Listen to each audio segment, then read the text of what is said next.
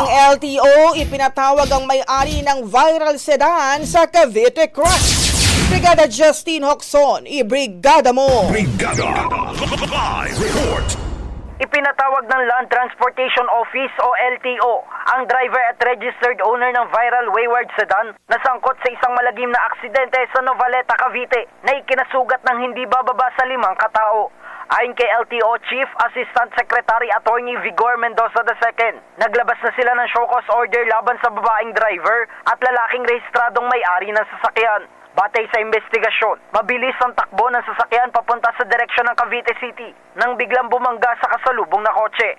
Matapos nito, umatras ang driver at nasagasaan ng ilang pedestrian.